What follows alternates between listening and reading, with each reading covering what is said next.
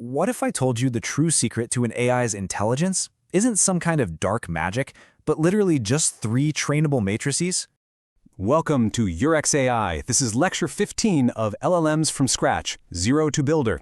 And today our objective is to build the self-attention mechanism step by step in Python, completely pulling back the curtain on how AI actually understands language. So here's our roadmap for today. We're going to cover the Q, K, and V matrices, transform our embeddings, calculate those attention scores, scale them by dimension, and finally wrap it all up with weights and context vectors. Let's jump right in.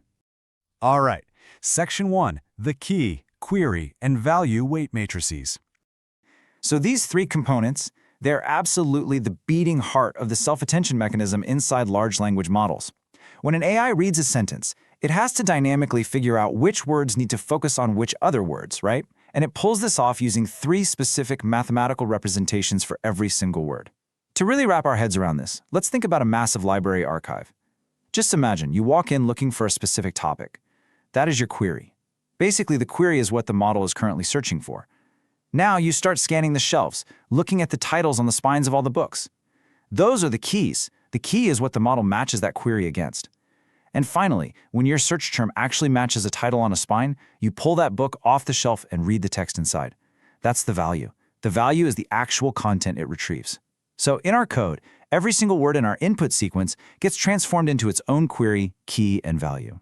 Now here is the absolute standout idea of this whole concept. Query, key, and value are the trainable ingredients that make self-attention actually learn.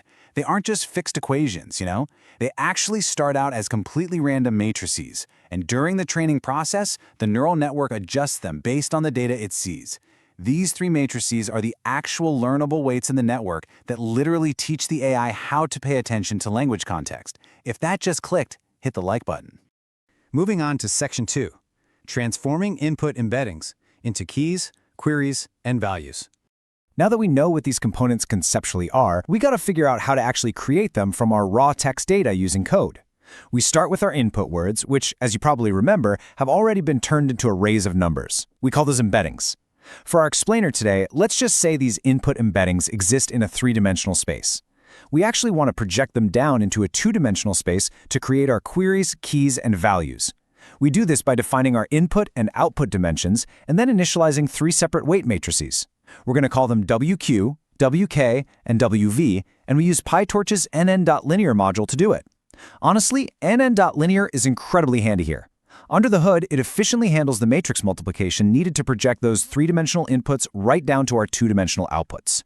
And just like that, it gives us our distinct Q, K, and V vectors. Okay, Section 3, calculating attention scores. All right, so we have our queries, keys, and values ready to rock. But how does the AI actually do the math to figure out which words should pay attention to each other?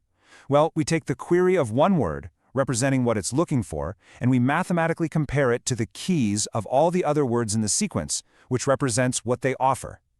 We do this comparison using a really common operation called a dot product. Basically, a dot product is simply a matrix multiplication between the query and key vectors. When a query and a key are mathematically similar in their vector space, their dot product spits out a really high number.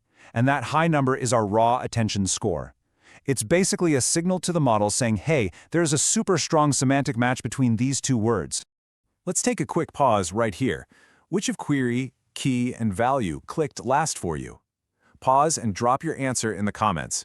It's totally normal for one of these to take a second longer to wrap your head around. All right, Section 4, scaling by the square root of the key dimension. So we've got our raw attention scores from that dot product, but we have to apply a vital mathematical tweak to these numbers before we can move forward. The crucial thing to understand here is that when you multiply 2 random vectors together in a dot product, the resulting scores can get really large really fast. And this is especially true as the dimension of your embeddings grows. Before scaling, this high variance leads to a super sharp, peaky distribution. The model basically gets way too overly confident in one specific match and completely ignores the rest of the sentence, which makes the learning process incredibly unstable. So to fix this, we scale the scores. We literally just divide our raw attention scores by the square root of the dimension of the key vectors. Why the square root, you ask? Because it perfectly counteracts that massive variance growth caused by the dot product. After scaling, our variance stabilizes right close to 1. This keeps the model's confidence in check and ensures nice, smooth, stable learning. And finally, Section 5, Attention Weights and Context Vectors, coded in Python. This is the grand finale, guys. This is where we bring the whole shebang together and convert those scaled, stabilized scores into the final output that the AI actually uses to understand the text. We have our scaled scores, but they're honestly still just arbitrary numbers. We need to normalize them. We do this by passing them through a mathematical function called softmax, which we write as torch.softmax in PyTorch. Softmax is brilliant because it takes our raw scores and turns them into clean, positive probabilities, what we call attention weights, that always sum up exactly to 1. It literally gives us the exact percentage of attention one word should give to every single other word.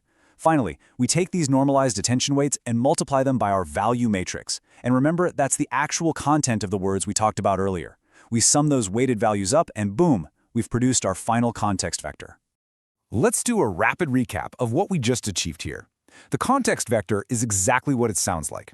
It's a weighted mathematical summary of the entire input sequence's true meaning, all from the perspective of a single word. By querying the keys and retrieving the values, then scaling and summing them up, we've given the neural network a way to dynamically understand context based on surrounding words. We've proven that AI understanding isn't magic at all. It's just beautiful, highly structured math.